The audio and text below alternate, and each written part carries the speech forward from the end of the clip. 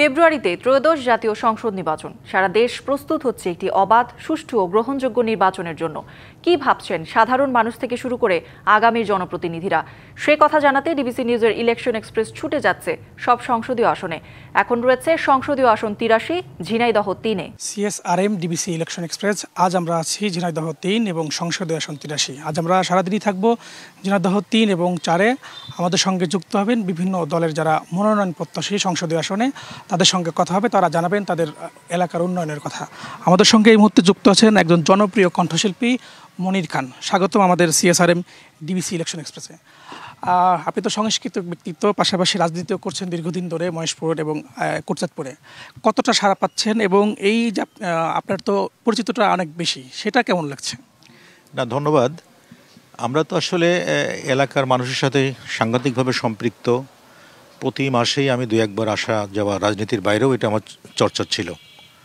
আর এখন রাজনীতিতে অংশগ্রহণ করার পর থেকে ২০০৮ সাল থেকে এই অত্র এলাকায়, বিশেষ করে মহেশপুর কোটচাঁদপুর এলাকায় প্রত্যেকটা বাড়িতে বাড়িতে যাওয়ার যে রাজনীতিক যে চর্চা, সেটি আমার ভিতরে ছিল।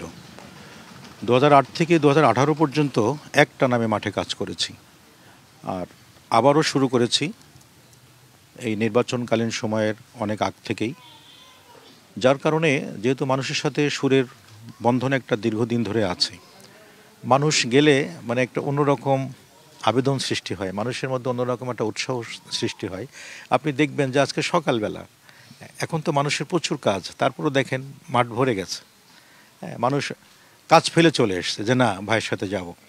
এতেই বোঝা যায় যে মানুষের ভিতরে, ঘরের ভিতরে, ঘরের বাইরে, মাঠে ঘাটে, চায়ের দোকানে, স্কুল কলেজে, সব জায়গায় আলোচনা যে সারা জীবন গান গেয়েছেন, এখন রাজনীতির মাঠেও তিনি সরব, এবং রাজনীতির মাঠেও তার জনপ্রিয়তার যে উপচে পড়া ব্যাপারটি, সেটি কিন্তু মানুষের কাছে লক্ষণীয়। এবং আমি সাংঘাতিকভাবে আশাবাদী, যদি আল্লাহ পাক সহায় থাকে, যদি আমরা নমিনেশন পাই, তো এখানে আমাদের খুব সহজেই আমরা এখান থেকে ধানের শীষ উপহার দিতে পারবো। এই আসনটাতে আমরা দেখেছি সীমান্তবর্তী এলাকা, মাদকের অবস্থানটা খুব বেশি, পাশাপাশি চিকিৎসা ব্যবস্থারও বেশ নাজুক অবস্থা। আপনি ক্ষমতায় এলে, আপনাকে দল থেকে নমিনেশন দিলে, আপনি কি ভাবছেন সে বিষয়ে? এখানে আপনি জানেন যে আমাদের সীমান্ত এলাকা, খুব কাছাকাছি আমাদের ভারত সীমান্ত।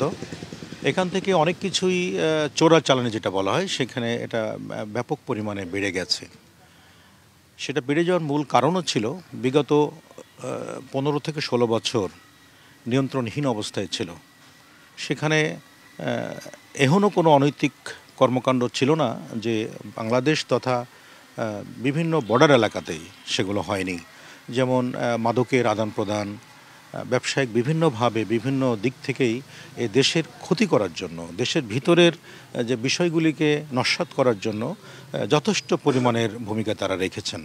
তো যাই হোক, সাধারণ মানুষের এবং ছাত্র আন্দোলনের মধ্য দিয়ে যখন এই দেশের একটা পরিবর্তন আসলো, সেই পরিবর্তনের মধ্য দিয়ে 5ই আগস্টের পর থেকে আমরা একটা নীতিগত সিদ্ধান্ত নিয়েছি, দেশনেত্রী বেগম খালেদা জিয়ার নির্দেশে এবং তারুণ্যের অহংকার জনাব তারেক রহমানের নির্দেশে প্রথমে সমাজকে মাদক মুক্ত করতে হবে, এবং সেখানে শিক্ষা ব্যবস্থাটাকে সবার আগে নজর দিতে হবে, যোগাযোগ ব্যবস্থাকে উন্নত করতে হবে।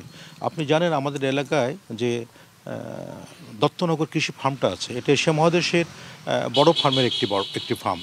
এখানে কৃষকরা মাঝে মাঝে দেখবেন সার নিয়ে তাদের যে সমস্যায় পড়তে হয়, বিভিন্নভাবে কৃষি কর্মকর্তা বা টিওনো মহোদয়ের কাছে গিয়েও সেটা সমাধান হচ্ছে না। তো এই যদি সুস্থভাবে সারের বন্টনটা যদি এখানে হয়, তাহলে কিন্তু কৃষক বাঁচলে দেশ বাঁচবে, কৃষক বাঁচলে এলাকার উন্নয়ন হবে। এরকম কিছু কিছু সমস্যা আছে, যেমন সমস্যা আছে আপনার আমাদের স্বাস্থ্য খাতেও বিশেষ করে শিশু খাদ্য বা শিশু চিকিৎসার দারুণ একটা অভাব রয়েছে। বেকারত্ব একটা বিশাল ব্যাপার আছে, নারীদের স্বয়ংসম্পূর্ণ করার ব্যাপার আছে। যেমন আপনি দেখেন এখানে স্পষ্ট করে বলা হয়েছে যে নারী, যে পরিবারের প্রধান, তাকে একটি করে কার্ড দেওয়া হবে।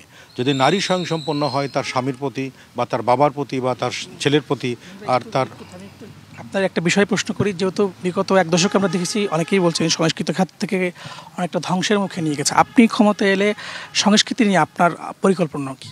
দেখুন, একটা দেশের একটা ভূখণ্ড দখল হলে দেশ দখল হয়েছে বলা যায় না। যদি আমার এই মহেশপুর কোটচাঁদপুর দখল হয়ে যায় কোনো কারণে, দেশ কিন্তু দখল হবে না, একটা এলাকা দখল হবে। কিন্তু সংস্কৃতি যদি ধ্বংস হয়ে যায়, সে দেশের অস্তিত্ব বিলীন হয়ে যায়। কারণ সংস্কৃতি একটা দেশের মান মর্যাদা, সংস্কৃতি দেশের ভাবমূর্তি, সংস্কৃতি দেশ এবং বিদেশের মধ্যে আদান প্রদানের মূল যোগসূত্র। তো এই সংস্কৃতিটা অপসংস্কৃতি পরিণত হয়েছিল সারা বাংলাদেশে, যেখানে আপনি দেখেছেন যে করোনাকালীন সময়ে বাংলাদেশের প্রত্যেকটা শিল্পী, সুরকার, গীতিকার, লেখক, সাংবাদিক, শিক্ষক সবাই কিন্তু চরম পরিমাণে একটা কি বলা যায়, এটা মানসিকভাবে, আর্থিকভাবে, সামাজিকভাবে তারা কিন্তু খুব মানসিক কষ্ট ছিল।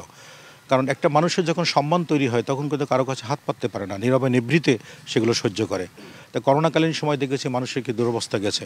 তা আমাদের প্রথম এবং প্রধান কাজ হবে শিক্ষা এবং সংস্কৃতিকে সবচেয়ে বেশি মূল্যায়ন করা, লক্ষ্য রাখা। যেটি তারেক রহমান বারবারই বলছেন যে প্রাইমারি স্কুলের প্রতি তার নজর বেশি। কারণ একটা শিশু যখন তার জীবনের প্রথম একটা ধাপ, একটা সিঁড়ি পায়, সেই শিক্ষা যদি সুশিক্ষায় পরিণত করা হয় এবং ওখান থেকে যদি প্রত্যেকটা বাচ্চার তার চিন্তা কি, কে খেলতে চায়, কে গাইতে চায়, কে বডি বিল্ডার হতে চায়। হ্যাঁ, দুঃখিত, আপনার সাথে আমরা আবার কথা বলবো। আমাদের সঙ্গে কথা বলছিলেন জনপ্রিয় কণ্ঠশিল্পী মনির খান। তিনি জানাচ্ছিলেন সংস্কৃতি সহ তার কী কী বিষয় নিয়ে এগিয়ে যাওয়ার জন্য। আমরা পরবর্তীতে 12টার দিকে অন্য একটা প্রার্থীর সঙ্গে কথা বলবো। ততক্ষণ ডিবিসি ইলেকশন এক্সপ্রেসের সঙ্গে থাকুন।